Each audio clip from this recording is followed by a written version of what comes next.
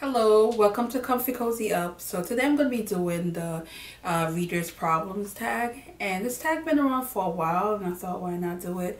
Question seems kind of interesting. So the first one is, you have 20,000 books on your TBR. How in the world do you decide what book to read? And I'm a moody reader, so I read based on my mood. So that's how I select books. So it changes all the time, which is why if you look at the books I've read, the genres are all over the place. So that's how I select my book on my mood. The next one is, you're halfway through a book and you're just not loving it. Do you quit or are you committed? Quit. And then it depends on the book and how good the book was in terms of the writing or the storyline. I might come back to it. Sometimes I'm just not in the mood for that book at that moment. Doesn't mean that it's a bad book. It just means that I'm just not in the mindset to read that book. So I will go back to it. But if it's just awful and it's just not my kind of book, I'm not coming back to it. It's just not going to happen. So the next one is, the end of the year is coming and you're so close but so far away on your Goodreads reading challenge. Do you catch up, and how? I have been fortunate for the last couple of years. I have exceeded all my reading goals. So I've never been in a position where I'm like forcing myself to read more just to catch up on my reading goals. So I don't think I will force myself to ever do that. I think if I'm in a position where maybe I'm one book off, that's a different story. But if I had a goal and I'm really far away from it, I'm not doing that. Reading is fun for me and it's something I choose to do, and I never want it to feel like a job or something I have to do. So no. The next question is, the covers of a series you love do not match. How do you cope? Don't care. The only time I've ever cared, like I said, if it's a well, I've seen the previous videos, but if it's a special edition books that I collect and I tend to want to keep it in that edition, that's the only time I've ever cared about the cover of the book because of the edition. But if it's just a regular book and it's a sequel, I don't care what they did to the cover. And if you ever watch my videos, you know I have books with corny covers, books where the covers are just awful. And I don't care because the story, you know, is more better. It's way better than what they choose to put on the cover. So I don't care. Everyone and their mother love a book you really don't like. Who do you bond with over shared feelings? The internet. I don't really care. I remember when Gone Girl came out, I hated that book. I think I tossed that book across the room. And I remember reading how people loved it. People were giving it 5 stars, 4 stars, and I'm just sitting here like, huh? And I got over it. I found myself like, I'm that kind of reader that I don't care what people think about what I read. So because of that, I think I can accept people's mixed feelings or people love for a book that I hate.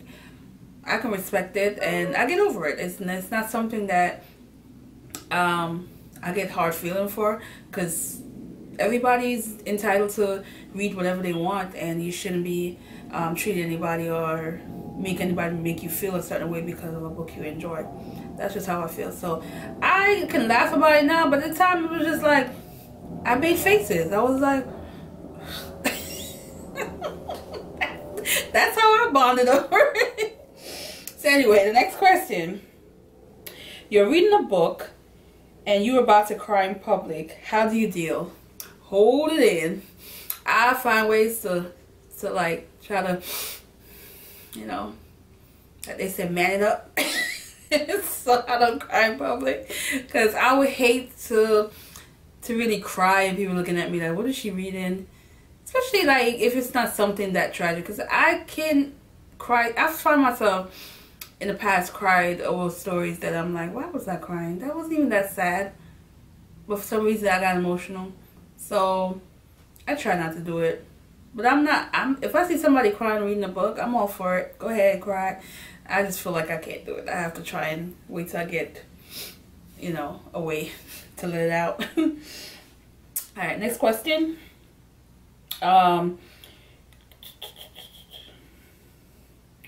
A sequel of a book you love just came out, but you've forgotten a lot from the prior book. Will you reread the book, skip the sequel, try to find a synopsis on Goodreads, cry in frustration?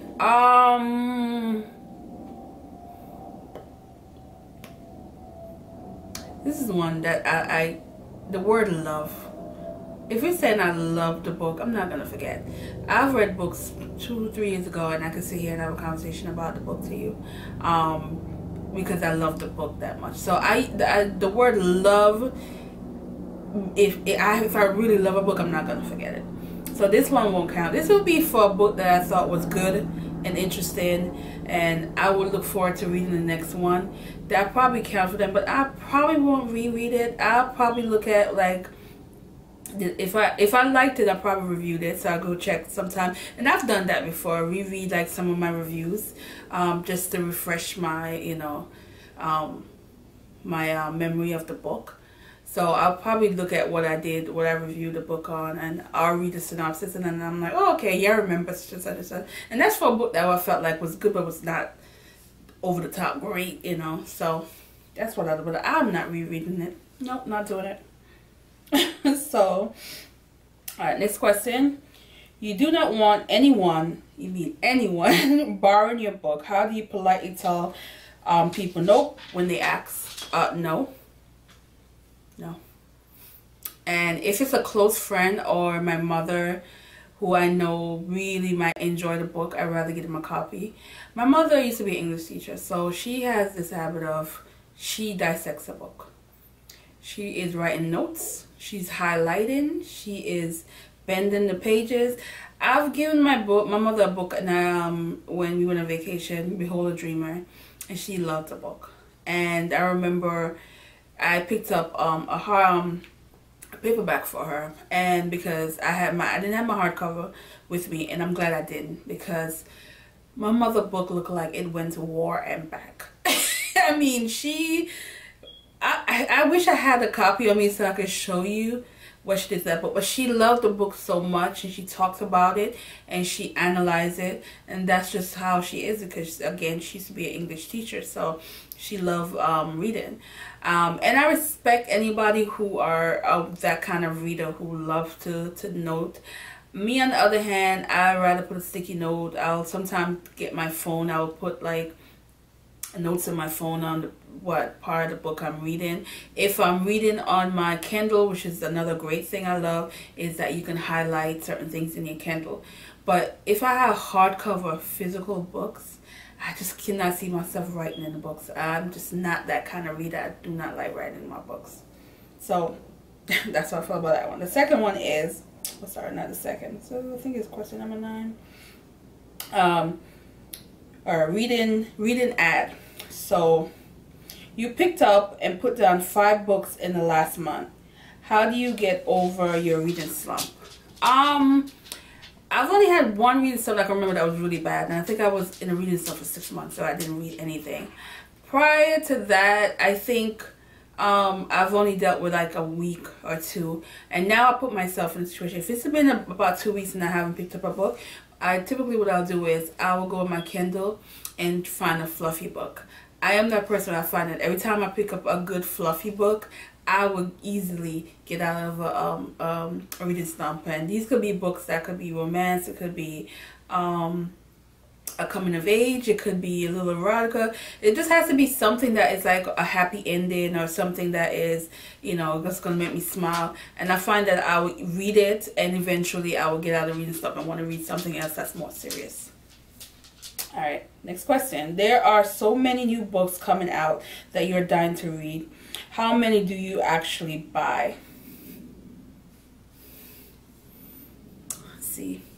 I don't have that big numbers. I might have like 2 books or 3 books that is like coming out this month that I really want to read, that I will purchase, but nothing outrageous where, you know, people have like those gigantic haul of 20 books, 30 books. I would never have no haul that big.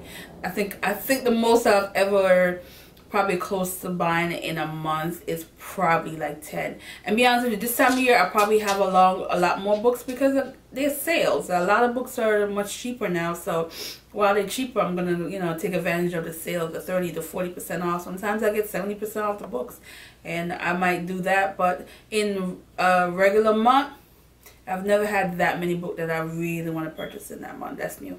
No.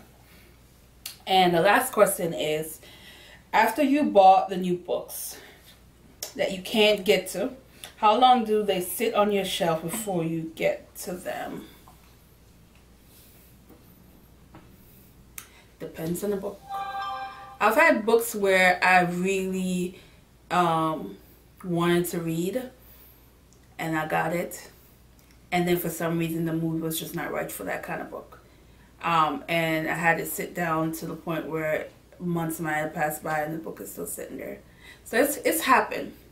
But most of the time, I would say, if it's a book that I was looking forward to for months, as soon as I buy it, I'm reading it. And sometimes I might be reading another book, and because I was looking forward to this book so bad that when the new book comes, I might just put the other book to the side and just read the new book for now.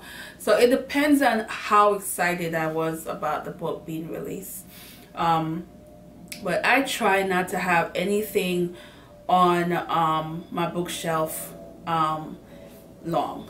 I tend to go through my bookshelf and try to pick up books on there that I know I need to read. The only problem is I have a lot of classic, like modern classic, like James Baldwin, that I read only one book. And I think I own at least 4 or 5 of his books, and I know I need to get to them. But after reading Giovanni Room, I'm having a struggle picking up any more of his book. He is a great writer. He is phenomenal. But that book really put my head in a way where I'm just like, I don't know. But I'm definitely going to pick up some his book next year. I feel like next year I'm going to try and read a lot more modern classic from African American authors, as well as some Jamaican authors, and add them more into, of course, my reading. I'm not going to stop reading my love for romance or other contemporary authors, but I'm going to try and add a little bit more of those kind of authors to my reading goals for next year. So anyway, that is all I have for today, and thanks for checking out my tag, and have a good day. Bye.